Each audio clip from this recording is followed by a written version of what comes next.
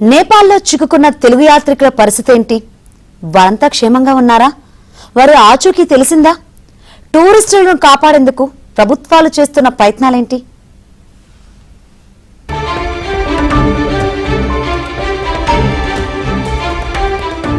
నేపాల్లో విధ్వంసకర వరదల నేపథ్యంలో మానస సరోవర యాత్రకు వెళ్లిన ఆంధ్రప్రదేశ్కు చెందిన యాత్రికుల క్షేమ సమాచారాన్ని రాష్ట్ర ప్రభుత్వం ఎప్పటికప్పుడు సేకరిస్తోంది.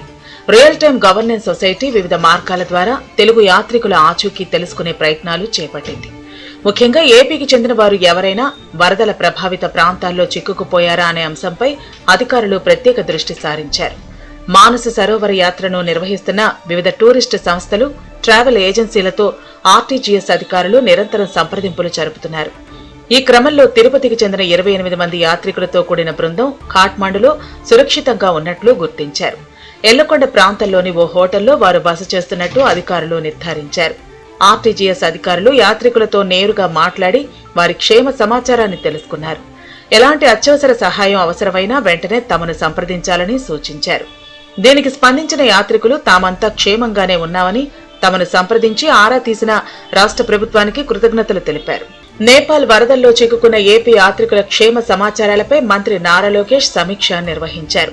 నేపాల్లో చిక్కుకున్న 7 ఏపీ యాత్రికుల గురించి అడిగి తెలుసుకున్నారు. 4 సురక్షితంగా ఉన్నారని, మరో 3 ఆచూకీ లభ్యం కాలేదని మంత్రికి ఏపీ ఢిల్లీ భవన్ అధికారులు తెలియజేశారు. కుప్పం ప్రాంతానికి చెందిన బాలసుబ్రహ్మణ్యం, ఈషా ఫౌండేషన్ గ్రూప్ కు చెందిన శశికుమార్, రాజలక్ష్మి ఆచూకీ లభించలేదని వెల్లడించారు. కనిపించకుండా పోయిన 3 ఆచూకీని కనుగొనేందుకు కేంద్ర ప్రభుత్వంతో నిరంతరం సంప్రదింపులు జరపాలని లోకేష్ సూచించారు. చైనాలోని గైరోంగ్ ఎంబసీ వద్ద ఈషా ఫౌండేషన్ సభ్యుడు శశికుమార్ చివరిసారిగా కనిపించినట్లు తెలుస్తోంది. కర్నూలు జిల్లాకు చెందిన భాస్కర్ శాస్త్రి సహా మరో 3 కైలాస మానస సరోవర్ యాత్రకు వెళ్లి వరదల్లో చిక్కుకున్న ప్రస్తుతం క్షేమంగానే ఉన్నట్లు అధికారులు తెలిపారు. సురక్షితంగా ఉన్న వారిని వెంటనే తరలించేందుకు చర్యలు తీసుకోవాలని మంత్రి ఆదేశాలు జారీ చేశారు. యాత్రికుల భద్రతపై భారత రాయబార కార్యాలయం, చైనా, నేపాల్ ఎంబసీలు, Gyirong immigration centre, Isha foundation సంస్థలతో నిరంతరం సంప్రదింపులు జరపాలని మంత్రి లోకేష్ సూచనలు చేశారు. నేపాల్లో చిక్కుకున్న యాత్రికులు మానస సరోవర్ యాత్రకు వెళ్లిన ఏపీ వాసుల సమాచారాన్ని ఆర్టీజీఎస్ అధికారులు తెలుసుకుంటున్నారు. మంత్రి లోకేష్ సూచనల మేరకు ఆర్టీజీఎస్ కేంద్రం నుంచి ఐటీ సెక్రటరీ కాటన్నేని భాస్కర్ నిరంతరం పర్యవేక్షిస్తున్నారు. చిత్తూరు జిల్లా కుప్పానికి చెందిన బాలసుబ్రహ్మణ్యం నేపాల్ వరదల్లో చిక్కుకుపోయారు. బాలసుబ్రహ్మణ్యం కుటుంబ సభ్యులకు ట్రావెల్స్ ఏజెన్సీ ఈ విషయాన్ని తెలిపింది. మా తమ్ముడు విఎస్ బాలసుబ్రహ్మణ్యం 13వ తారీఖు, ఈ నెల 13వ తారీఖు మానస సరోవర్ మౌంట్ కైలాష్ యాత్ర కోసం వెళ్ళడం జరిగింది. ఈషా కైలాష్ గ్రూప్ ద్వారా వెళ్ళారు. ఈషా కైలాష్ గ్రూప్ తో పాటు వెళ్ళినప్పుడు వీళ్ళకు గైరాంగ్ ఇమిగ్రేషన్ సెంటర్ దగ్గర వీళ్ళు ఉన్నప్పుడు ఆ ఫ్లాష్ ఫ్లడ్స్ అటాక్ జరిగింది అని వీళ్ళ గ్రూప్ వాళ్ళతో కాంటాక్ట్ అయితే, వీళ్ళ ట్రావెల్ ఏజెంట్స్ తో కాంటాక్ట్ అయితే వాళ్ళు చెప్పిన న్యూస్ ప్రకారం అక్కడ ఫ్లడ్స్ లో వీళ్ళంతా చిక్కుకున్నారు అని తెలియవస్తుంది. తిరుపతిలోని సైన్ ఇన్ ట్రావెల్స్ ద్వారా మానస సరోవర యాత్రకు బయలుదేరిన 26 మంది బృందం భారీ వరద ముప్పు నుంచి తప్పించుకుంది. వారితో పాటు ప్రయాణించిన కొందరు యాత్రికులు గల్లంతయ్యారు. తమ లగేజీ వరద ప్రవాహంలో కొట్టుకుపోయిందని తెలిపారు. మేము హైదరాబాద్ నుంచి వచ్చామండి సైన్ ఇన్ ట్రావెల్స్ ద్వారా.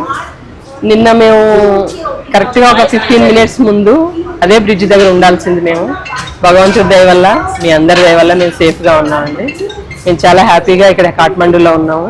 సైన్ ఇన్ ట్రావెల్స్ మేము చాలా థ్యాంక్స్ చెప్తున్నాము. కైలాస్ మానస సరోవర యాత్రలో భాగంగా మేము ఆంధ్రప్రదేశ్ నుండి 26 మంది తిరుపతి కేంద్రంగా సైన్ ఇన్ హాలిడేస్ వారి ట్రావెల్ తరఫున ఈ నెల 21వ తేదీన ఈ యాత్ర రావడం జరిగింది.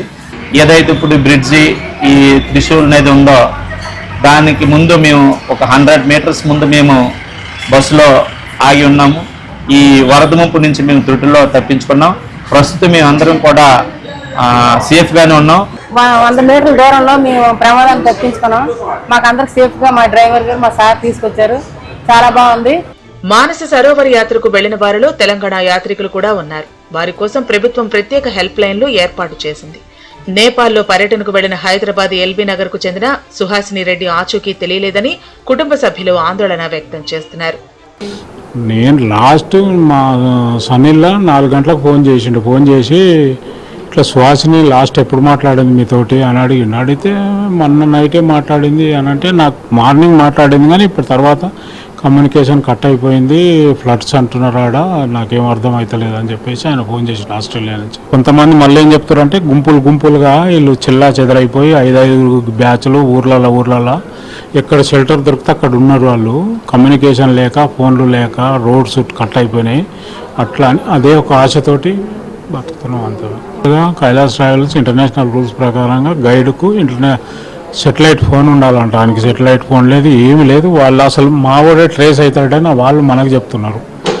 ఈ లిమిట్ పోయిన గైడ్ ఉంటాడు కదా, 29 మందికి ఒక గైడ్ని ఇచ్చారు. ఆ గైడ్ ఎక్కడ పోయినా గైడ్ అడ్రస్, ఈ 29 మంది అడ్రస్ లేదు. హైదరాబాద్ నుంచి నేపాల్ కు ఈ నెల 18న 31 మంది యాత్రికులు వెళ్లారు. ప్రస్తుతం టిబెట్ వైపు ఉన్నారు. అయితే వారు ప్రయాణించి వచ్చిన ప్రాంతం వరదల్లో కొట్టుకుపోయింది. చైనా అనుమతిస్తే శుక్రవారం కొడారి మార్గం నుంచి ఖాట్మండుకు చేరుకుని అక్కడి నుంచి భారత్ కు వచ్చే అవకాశం ఉంటుంది.